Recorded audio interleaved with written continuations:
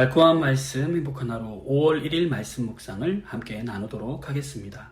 오늘 본문은 열왕기하 13장 14절로 21절 말씀입니다. 엘리사가 죽을 병이 들매 이스라엘의 왕 요아스가 그에게로 내려와 자기의 얼굴에 눈물을 흘리며 이르되, 내 아버지여, 내 아버지여, 이스라엘의 병거와 마병이여. 엘리사가 그에게 이르되 활과 화살들을 가져오소서. 하는지라. 활과 화살들을 그에게 가져오매 또 이스라엘 왕에게 이르되 왕의 손으로 활을 잡으소서. 하매 그가 손으로 잡으니 엘리사가 자기 손을 왕의 손 위에 얹고 이르되 동쪽 창을 여소서. 하여 곧 열매. 엘리사가 이르되 쏘소서. 하는지라. 곧 쏘매 이는 여호와를 위한 구원의 화살, 곧 아람에 대한 구원의 화살이니 왕이 아람 사람을 멸절하도록 아벡에서 치리이다. 화살들을 집으소서. 곧 집음에 엘리사가 또 이스라엘 왕에게 이르되 땅을 치소서.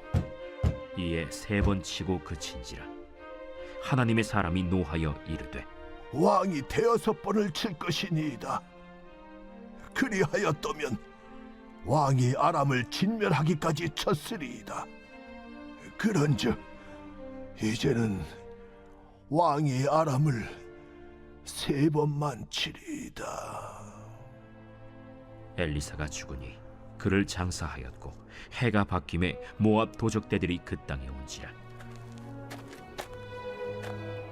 마침 사람을 장사하는 자들이 그 도적대를 보고 그의 시체를 엘리사의 묘실에 들이던지매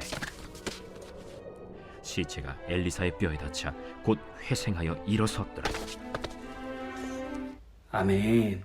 오늘 우리는 성경 속에서 아주 신비한 장면을 만납니다. 하나님의 위대한 선지자 엘리사가 병들어 죽었습니다. 모두가 슬퍼하고 이스라엘은 큰 보호자를 잃은 듯 보였습니다. 그런데 놀라운 일이 일어납니다. 장사를 지내던 사람들이 모압 도적대를 보고 그 메고 가던 시체를 엘리사 무덤에 던졌습니다. 그런데 그 시신이 엘리사의 뼈에 닿자 다시 살아난 겁니다.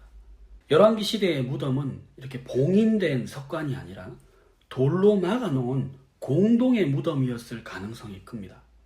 사람들이 시신을 던졌다는 표현도 정식 매장이 아닌 급박한 상황에서의 임시 처리를 나타냅니다. 이 시신이 엘리사의 뼈에 닿았다는 것은 엘리사의 육신 중 피부와 근육 등 뼈를 제외한 부분이 부패하여서 뼈만 남았음을 말합니다. 율법에 따르면 시체를 만지는 것은 부정한 행위였습니다. 그런 부정한 곳에서 하나님의 능력이 나타난 것이죠. 즉 죽음의 공간인 무덤에서 오히려 생명이 나타난 것입니다.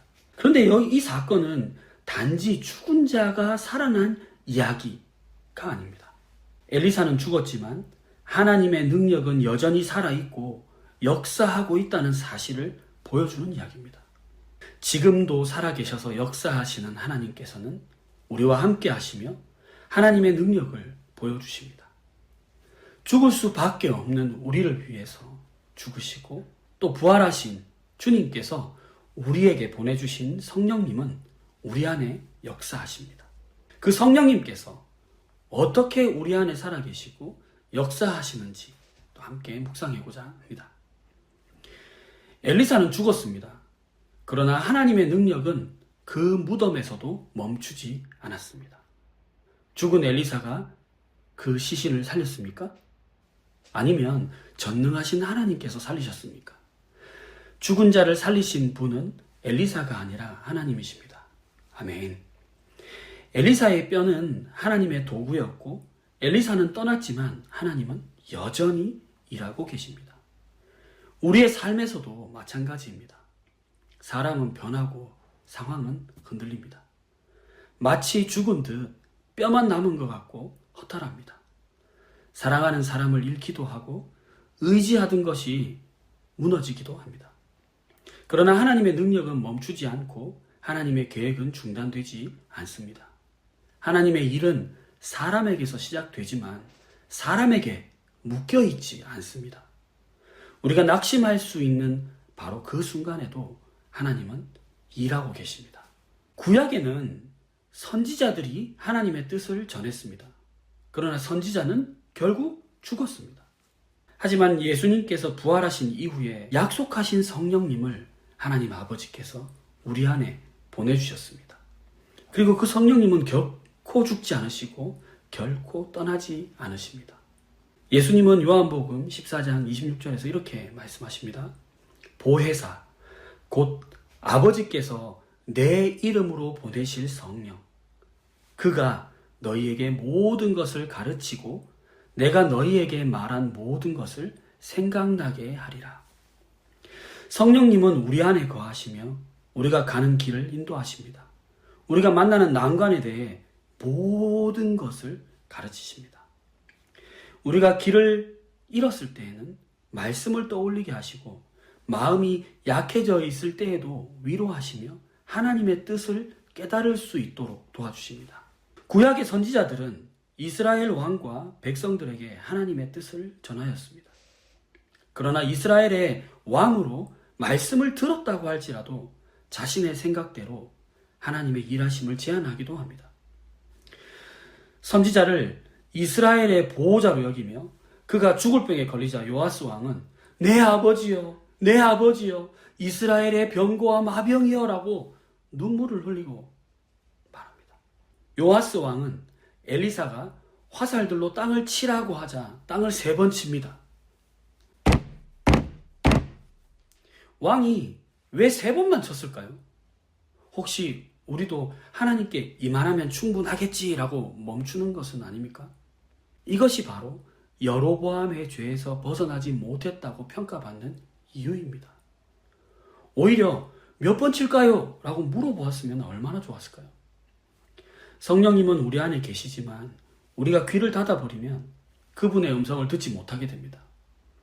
성령님의 인도는 강제적인 것이 아니라 부드럽고 인격적인 요청이며 초대입니다. 그러므로 우리는 매일 질문해야 됩니다. 모든 것을 가르치신다고 하시고 예수님의 뜻과 교훈을 모든 것을 생각나게 하신다고 하신 성령님은 오늘도 우리와 함께 하십니다. 그 증거가 바로 어제의 실패에도 오늘 일어설 수 있는 바로 그 은혜입니다. 사랑하는 강소공동체 여러분, 엘리사의 뼈에 닿은 죽은 시신이 살아난 것처럼 오늘도 성령님은 죽은 것 같은 우리의 믿음을 깨우십니다. 우리가 성령님의 인도에 더 민감하게 반응하며 살아간다면 작고 마른 뼈 같은 삶이라고 하더라도 생명으로 다시 일어날 것입니다. 오늘도 조용히 물어보십시오. 성령님, 오늘은 어떤 길로 저를 이끄시겠습니까?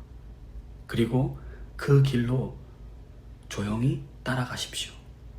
그분은 말씀하시고 생각나게 하시고 살아나게 하십니다. 아멘. 우리 오늘 이 본문을 가지고 이렇게 질문해 보면 어떨까요? 나는 오늘 성령님의 인도하심에 귀 기울이고 있는가? 우리 함께 이렇게 기도하시겠습니다. 주님, 성령님과 함께 오늘도 동행하게 하소서. 아멘.